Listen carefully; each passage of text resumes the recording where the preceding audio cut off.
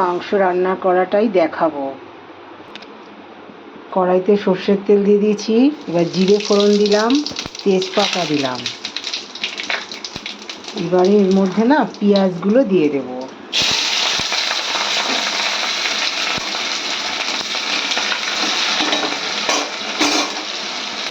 এদিকে আলুটাও ভেজে রেখেছি, এবারে এর মধ্যে লবণটা দিলাম, হলুদটাও। এবারে মশলাটা দিয়ে দেব। আদা, জিরে আর কাঁচা লঙ্কা বেটে রেখেছি, টমেটো আর এটা রসুন, এটা এখন ঢেলে দেবো এর মধ্যে।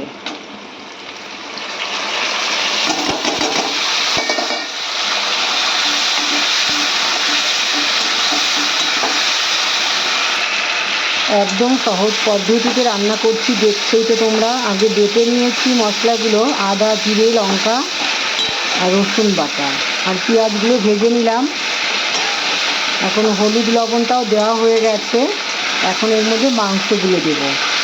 এভাবে যদি না ভেজে নিই না, তাহলে রসুনের গন্ধ বলে, ওই জন্য ভালো করে একটু ভাজা ভাজা করে নিলাম। এবারে মাংসটা ঢেলে দেবো এর মধ্যে।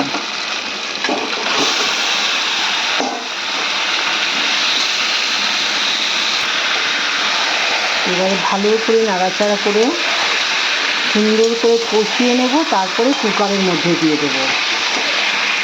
আজকে দেরি হয়ে গেছে এবং ঝটপট করছি।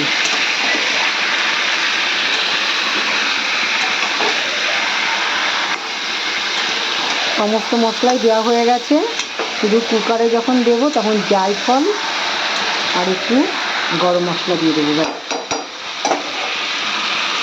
এবারে একটু কাশ্মীরি লঙ্কার গুঁড়োটা দেবো, তাহলে কালারটা একটু সুন্দর আসবে, এই জন্য।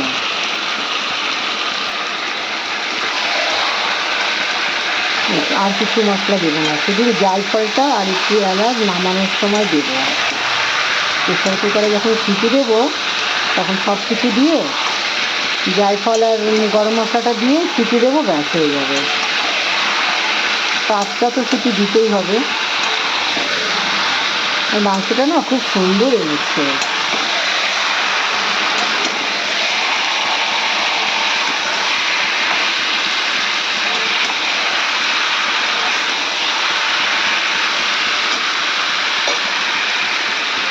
অনেকটা তেল দিয়ে দিয়েছি, আবার তেল না দিলে না মাংসের স্বাদ হয় না।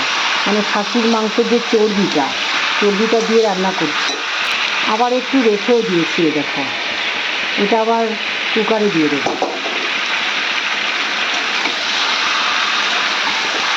সাধারণ রান্নাও অসাধারণ লাগে যদি পরিপাটি করে রান্না করা যায়। এদিকে দেখো 5 রকম ভাজা হয়ে গেছে। কুমড়ো ভেজেছি, পটল আর বেগুন, আর এদিকে উচ্ছে ভাজা করেছি আর বরবটি। একটা থালা পড়ে গেছিল। বরবটি ভেজেছি, আবার উচ্ছে ভাজা, আর এগুলো একদম ছাকা তেলে ভেজেছি। আর দেখো তেল কই করেছি। তেল কইতে একটু তেল বেশি লাগবেই, এই তেল কইটা করে নিয়েছি। অনেকটা মাছ এনেছে, অত মাছ লাগে না, আমি আবার রেখে দিয়েছি। অনেকটা মাছ এনেছে, দেখছোই কতটা রান্না করেছি, আর রেখেও দিয়েছি। আর মাছগুলো খুব বড় বড় সাইজের, এটাকে তেল কই করেছি, এই জন্য এতটা তেল দিতে হয়েছে। সর্ষের তেল দিয়ে তেল কইটা করে নিয়েছি, তোমাদেরকে ভালো করে একটু দেখিয়ে দিলাম। আর দেখো কুমড়ো শাক, আমাদের গাছের কুমড়ো শাকটা রান্না করেছি। সর্বপ্রথমে এই শাকটাই রান্না করেছি আজকে।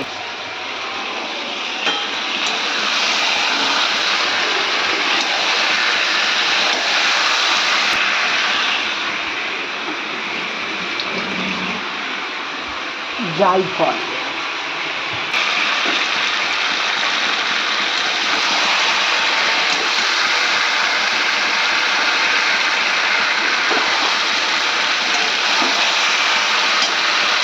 এবারে এই জায়ফলটাকে অনেকটা মাংস তো 1.5 কেজি, ওই জন্য জায়ফল একটা গোটাই দিয়ে দিচ্ছি।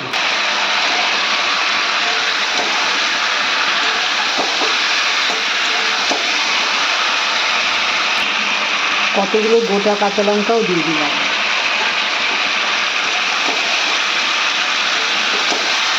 যে বেশি লঙ্কা ঝাল খেতে ভালোবাসে সে খাবে, যেমন আমি অনেক লঙ্কা খেতে ভালোবাসি, ওই জন্য আমি একটু বেশি পরিমাণে লঙ্কাটা দিই।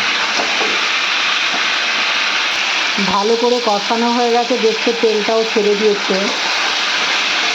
এবার না মশলা ধোয়া জলটাও একটু দিয়ে আর একটু কষিয়ে নেব। দিয়ে দিলাম, আর একটু কষিয়ে তারপরে আমি কুকারে দেব। কষানো যত ভালো হবে মাংস তত খেতে টেস্টি লাগবে, এই জন্য ভালো করে আরও কষাতে হবে আমার।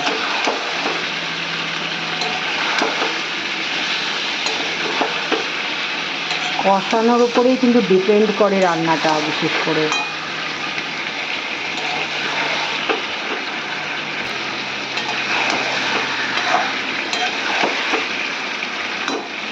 কুকারটাও রেডি হয়ে গেছে, দিয়ে দেব। এখন কতটা সুন্দর এসছে কালারটা, আর রান্নাটাও প্রায় হয়ে এসছে। এখন সিটি দিলেই হয়ে যাবে। আর কষানোটাও হয়ে গেছে, দেখো তেলটাও ছেড়ে দিয়েছে। যতক্ষণ তেলটা না ছাড়ে ততক্ষণ কষানোটা হয় না। একদম কষানো কমপ্লিট হয়ে গেছে। এবার শুধু 5টা সিটি দেবো, তাহলেই হয়ে যাবে। আর শব্দটা শুনতে পাচ্ছি, এটা চিমনির শব্দ, নাহলে না রান্না করা যায় না গো, দোমাটকে যায়। পরে যদি আমি কথা বলি না, আমার কথা না রান্নার সঙ্গে কোনো তালের সাথে কোনো মিলই হবে না।